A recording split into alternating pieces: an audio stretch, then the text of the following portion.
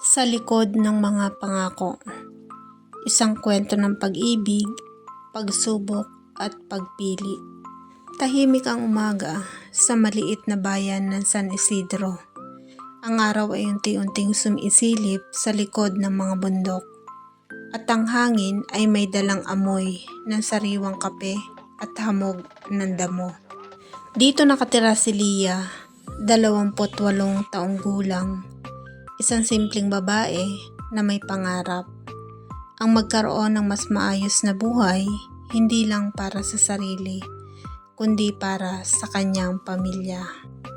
Araw-araw siyang pumapasok bilang accounting staff sa isang maliit na kumpanya sa bayan. Hindi kalakihan ang sahod, pero sapat para makatulong sa gastusin sa bahay. Isang ordinaryong araw sana iyon, hanggang sa dumating si Marco. Bagong empleyado, tahimik, may ngiting hindi mo mapapansin agad, pero kapag napansin mo, mahirap kalimutan. Unang beses silang nagkita sa pantry.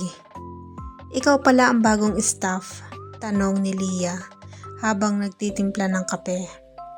Oo, Marco, sagot nito. Ikaw si Lia, di ba?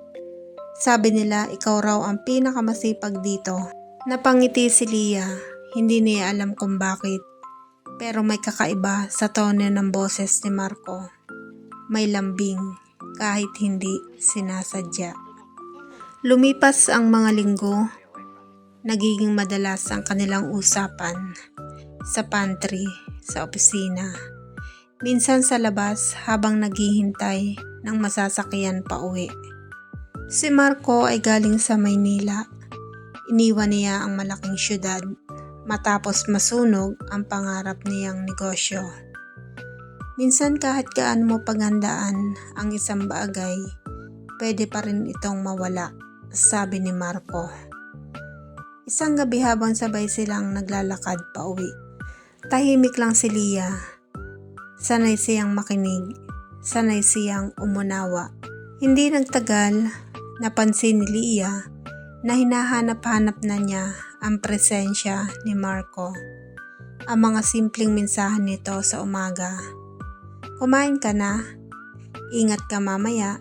Mga simpleng salita pero may bigat sa puso. Isang gabi ng Biyernes, niyaya siya ni Marco na magkape sa maliit na kafe malapit sa plaza. Tahimik ang paligid, tanging ang tunog ng kutsara at mahihinang usapan ang maririnig. Huminga ng malalim si Marco. Lia, matagal ko nang gustong sabihin ito.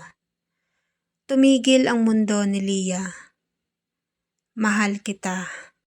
Hindi ingrande, walang bulaklak, walang drama, pero ramdam. Hindi ako perpekto, dagdag ni Marco. Wala pa akong maipangako, pero totoo ang nararamdaman ko. Tumulo ang luha ni Lia, hindi dahil sa sakit, kundi dahil sa takot.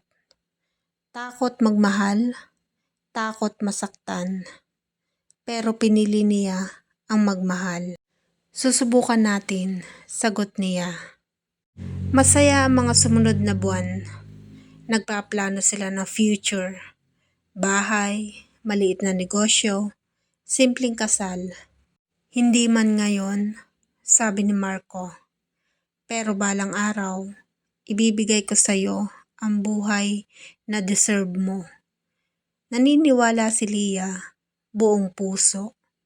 Pero hindi nila alam, unti-unti ang sumusubok ang buhay.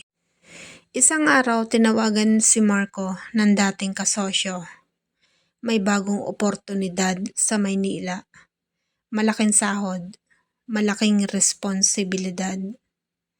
Ito na ang pagkakataon ko, sabi ni Marco. Paano tayo? Tanong ni Lia.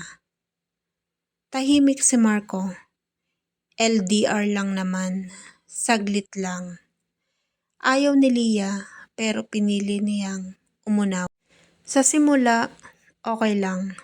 video calls, messages, I miss you. Pero habang lumilipas ang panahon, nagiging bihira ang tawag. Maikli ang sagot. Busy lang ako, palaging dahilan ni Marco. Hanggang sa isang araw, hindi na siya sumagot. Isang kaibigan ang nagsabi kay Leah, may ibang babae si Marco sa Maynila. Parang gumuho ang mundo. Tinawagan niya si Marco. 1 beses, 2, 3, hanggang sa sumagot ito. Totoo ba? Nanginginig na tanong ni Leah. Tahimik si Marco at sa katahimikang iyon, nakuha ni Leah ang sagot. Mahal pa kita, sabi ni Marco. Pero hindi na sapat ang mahal, sagot ni Leah habang umiiyak. Pinili niyang umalis. Masakit, mahirap, pero kailangan. Lumipas ang mga taon. Natuto si Leah na unahin ang sarili. Nag-aral muli, nag-ipon, nagnegosyo. Masakit pa rin minsan, pero mas matibay na siya. Isang hapon, nagkita silang muli sa parehong kafe. Mas tahimik, mas may edad. Pasensya na, sabi ni Marco. Matagal na kitang pinatawad, sagot ni Leah. Pero hindi na ako babalik. Ngumiti si Marco, may lungkot, may pangunawa. Hindi lahat ng love story ay nauuwi sa kasalan. Minsan, ang tunay na pag-ibig ay ang pagpapakawala, ang pagpili sa sarili, at ang pagkatutong mahalin ang sarili bago ang iba. At doon natapos ang kwento ni Leah at Marco. Hindi bilang magkasintahan, kundi bilang dalawang taong minsang nagmahal ng totoo.